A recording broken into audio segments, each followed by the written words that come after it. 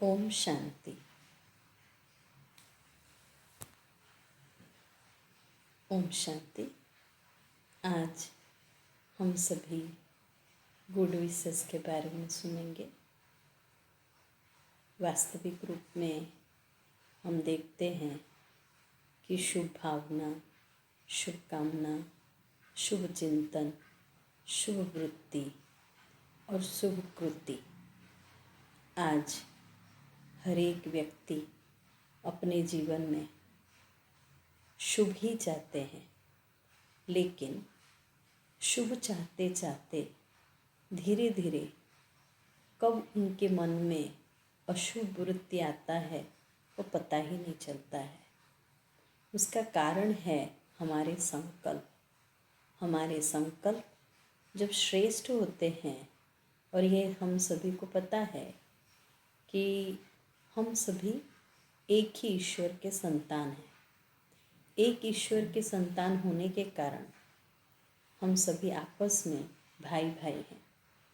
हर एक के अंदर जैसे एक परिवार में आपस में भाई भाई होते हैं तो आपसी स्नेह होता है, और स्नेह के नाते से भाई की छोटी मोटी गलती को वो अपने जीवन में उसका स्थान नहीं देते। कहने का अर्थ ये है कि हर छोटी बड़ी गलती को माफ़ कर देते हैं और सहज रूप से सामने वाले के प्रति शुभ भावना, शुभ कामना आ ही जाता है।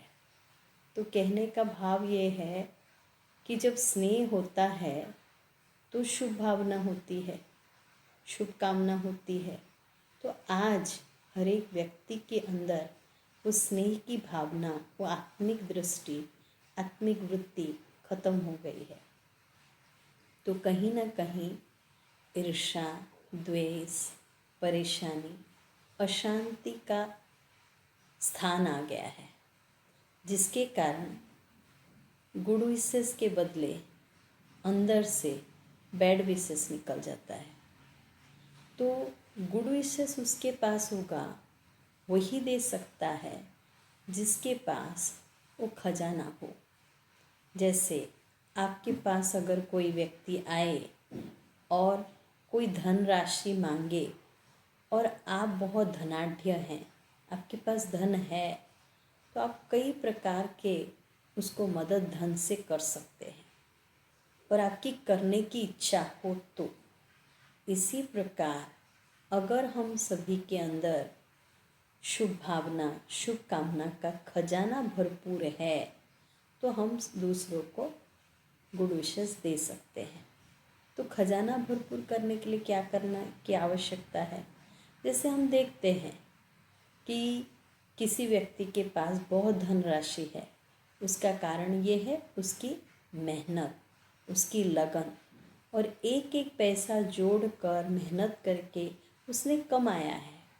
तो आज हम जब समाज में रहते हैं तो हमको ये नहीं पता चलता है कि ये शुभ भावना का भी हम जमा का खाता बढ़ा सकते हैं। तो जैसे कहते हैं धन दिए धन ना खूटे, ज्ञान देने से ज्ञान बढ़ता है। इसी प्रकार शुभ भावना और शुभ कामना भी देने से बढ़ता है। इसके कई मिसाल हैं, और उसमें से एक बहुत छोटा सा दृष्टांत आपको बताना चाहूँगी। एक बार एक मूर्तिकार था, बहुत अच्छा मूर्ति बनाता था और रोज़ मूर्ति बनाकर वो बेचता था। उसके बाद उसकी शादी हो गई, उसका बच्चा पैदा हुआ। बच्चा थोड़ा बड़ा हुआ तो बच्चे ने भी मूर्तिकारी सीख ली। बच्चा बहुत आज्ञाकारी था और सदैव अपने पिता को जो मूर्ति बनाता था दिखाता था। जैसे पिता को दिखाता था तो पिता तुरंत कहते थे कि इसमें ये चेंजेस करेंगे तो और भी अच्छा होगा।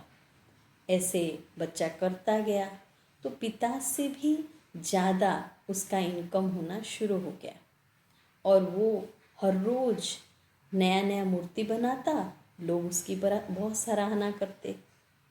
ऐसे करते करते पिता कितना भी वो अच्छा बनाता, फिर भी वो बताते थे कि ये अगर और अच्छा करेंगे, इसमें अगर आप परिवर्तन लाएंगे तो बहुत अच्छा होगा। तो हमेशा मानकर करता रहा। एक दिन वो थक गया और उसने कहा, हाँ हाँ मुझे पता है, आप बड़े मूर्तिकार हैं और मैं समझता हूँ कि मेरे को तो मूर्ति बनाना आ गया है और मेरी मूर्ति की ज़्यादा प्रशंसा होती है आपसे भी। तो पिता तो चुप रहे, क्योंकि पिता को पता था कि जब बड़ा बच्चा हो जाता है तो उसके साथ बहस नहीं किया जाता है। तो पिता चुपचाप अपने रूम में चले गए और थोड़े समय के बाद वो मूर्तिकार का जो जितनी प्रशंसा होती थी और उसकी मूर्तिकारी में जितना परफेक्शन आ रहा था, वो धीरे धीरे लोगों का सराहना और लोगों ने वो मूल्य देना बंद कर दिया। तो बच्चा सोचने लगा इसका कारण क्या है।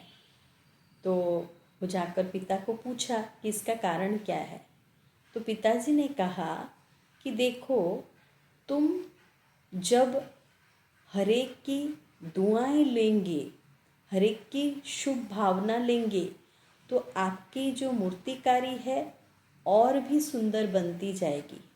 लेकिन आपने जिस दिन ये समझ लिया कि मैं ही सही हूँ और मेरी जो मूर्तिकारी है वो परफेक्ट बन गया है, आपकी सीखने की भावना खत्म हो गई, तो फिर उसी दिन से आपकी जो है प्रशंसा होना बंद हो गया। इसी प्रकार परमात्मा हम सभी का मूर्तिकार है। हम सभी आत्माओं को परमात्मा ने बनाया है। हर एक मूर्ति के अंदर बहुत सारी विशेषताएं, बहुत सारे गुण और बहुत सारी शक्ति भरी हुई है और उन्हीं शक्तियों के कारण हर एक व्यक्ति अलग अलग प्रकार से अलग अलग फील्ड में वो सक्षम है। तो हम सभी को हर एक व्यक्ति के अंदर की विशेषताएं देखनी है, गुण देखना है और उस गुण को पहचानना है। जब हम कहते हैं कि one God, one family, one world, हम सभी एक ही परिवार के हैं, तो सहज रीति से हम एक दूसरे के प्रति गुड विशेस दे सकते हैं। और शुभ भावना जब हम देते हैं तो सहज रीति से सामने वाले से भी हमको शुभ भावना ही मिलती है। क्योंकि जब हमारे अंदर कई कमियां हैं, हम स्वयं को भी पहचान है कि हमारे अंदर ये कमी है, उसके बावजूद भी ईश्वर पिता हम सभी को बड़े प्यार से स्वीकार करते हैं और हमारी विशेषताओं को आगे बढ़ाते हैं। तो जब हम उनके प्रिय संतान हैं तो और हम उसी की परिवार के हैं, तो क्या हम दूसरों को गुड विशेस नहीं दे सकते? क्योंकि दुआएं देने से दुआएं बढ़ेगी। आप जितना गुड विशेस देंगे उतना गुड विशेस बढ़ेगा। तो मैं यही समझती हूँ कि इसकी जो सिलसिला है, हम जितना बढ़ाते जाएंगे उतना बढ़ता जाएगा। तो उसके लिए हर रोज़ कम से कम पूरे विश्व की सभी आत्माओं को, चाहे हम पहचानते हो चाहे नहीं पहचानते हो, हर एक आत्मा के प्रति अगर हमारी शुभ भावना होगी तो रिटर्न में हम अपने ही बैंक में शुभ भावना जो है वो जमा करते जाएंगे। इसका अर्थ ये हो गया, हम जितनों को भी शुभकामना भेजेंगे, शायद फिज़िकली भेजना मुश्किल होगा, पत्र से भेजना मुश्किल होगा, व्हाट्सएप में मैसेज करना मुश्किल होगा, लेकिन हम अपने शुभ संकल्प के द्वारा अगर हम सभी को शुभ भावना और शुभकामना भेजेंगे तो उन सभी से हमको भी शुभ कामना और शुभ भावना मिलेगी। जैसे हम किसी को पूछते हैं कि भाई कैसे हो, ठीक हो, तो वो तुरंत कहते हैं कि सबकी दुआएं हैं, सबकी गुड विशेस हैं और गुड विशेस के आधार पर चल रहे हैं। तो इससे ये पता चल गया कि सचमुच हम इस मान्यता को जानते हैं कि हम गुड विशेस दूसरों से प्राप्त करने की इच्छा रखते हैं। तो जब गुड विशेस प्राप्त करने की इच्छा रखते हैं तो हम दूसरों को भी गुड विशेस दें। तो तो परमात्मा की भी ये इच्छा है, ईश्वर की ये इच्छा है कि हम सदा सभी आत्माओं के प्रति शुभ भावना दे और सभी से शुभ भावना दे और सभी से शुभ भावना की आश रखते हैं। तो सभी को शुभ भावना दे और सभी से शुभ भावना प्राप्त करें। अच्छा, ओम शांति।